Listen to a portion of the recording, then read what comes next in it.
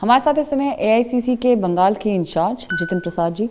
सबसे पहला सवाल आपसे है कि बीजेपी तो सड़कों पर उतर गई है, उनकी तमाम शीर्ष नेतृत्व जो है बंगाल की सड़कों पर नजर आ रहा है, कांग्रेस कब मैदान में उतरेगी?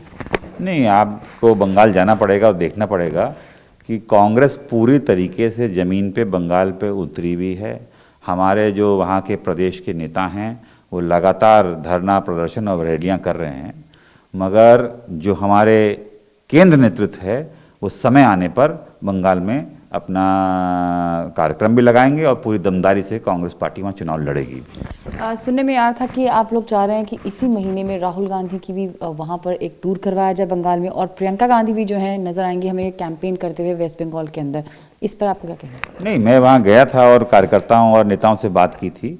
सबकी वहाँ मांग यही है कि कांग्रेस के शीर्ष नेतृत्व के कार्यक्रम वहाँ बंगाल में लगें, और जैसे कि मैंने बताया कि हमारे स्थानीय नेता काफ़ी मजबूत हैं बंगाल में कांग्रेस पार्टी के पास, और समय आने पर शीर्ष नेतृत्व दिल्ली से ज़रूर बंगाल जाएगा। आपके नज़र में कंपटीशन किससे है? टीएमसी से है, बीजेपी से है? Who are the main players जो आपको लगता है कि आपको सबसे ज़्यादा टफ फाइट दे रहे हैं? नहीं, हमारा कंपटीशन उन लोगों से है जो बंगाल की संस्कार और संस्कृति पे चोट मार रहे हैं।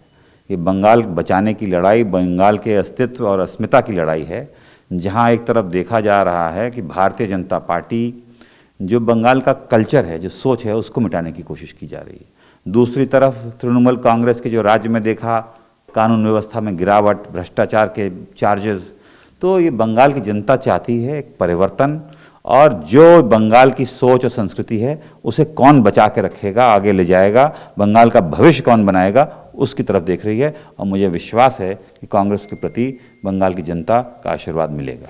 अच्छा, इसके साथ साथ सवाल है पॉलिटिकल किलिंग्स पे। आए दिन हम देखते हैं कि बीजेपी के खबरें आती हैं, कार्यकर्ताओं के ऊपर हमले हो रहे हैं, कांग्रेस के भी आपके कार्यकर्ताओं पे हमले हो रहे हैं।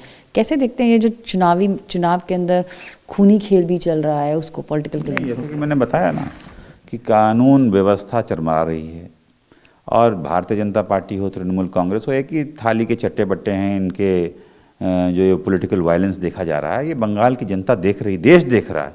ये वेरी आइडिया और बंगाल के खिलाफ है, उसकी सोच के विपरीत है, और आप देखिएगा बंगाल की जनता इसका जवाब देगी चुनाव में। मेरा आखिरी सवाल आपसे सीट शेयरिंग के ऊपर। लेफ्ट के साथ आपने जो है अनाउंस तो कर दिया है कि आप लोगों का अलायंस है, लेकिन सीट शेयरिंग पर उसके ऊपर किस तरह से आप लोग आगे बढ़ रहे हैं? नहीं, हमने एक हाई पावर्ड कमेटी हमारे टॉप लीडर्स की घोषित कर दी है, और उनसे कहा है वो जो जल्द से जल्द सीट शेयरिंग और चुनाव की प्रक्रिया जो होती है जिसमें प्रत्याशियों का चयन होता है, हम चाहते हैं कि वो जल्द से जल्द हो जाए, ताकि हम दमदारी से चुनाव के मैदान में जनता के बीच जा सकें। तो जल्द क्या लोगों के कैंडिडेट्स के नाम की घोषणा भी कर देंगे आप? नहीं, पहला कदम तो ये है कि हमारा सीट शेयरिंग हो जाए, कौन से सीट किसके खाते में जाती है वो जिस दिन हो जाएगी, उसके बाद चुनाव में जो प्रत्याशी चयन की प्रक्रिया है वो करी जाएगी। जी, तो ये थे जितिन प्रसाद जी हमसे बात करते हुए कैंपस में गंगा सिंह के साथ। मैं सुप्रभात भारद्वाज, टीवी 9 भारद्वाज, दिल्ली।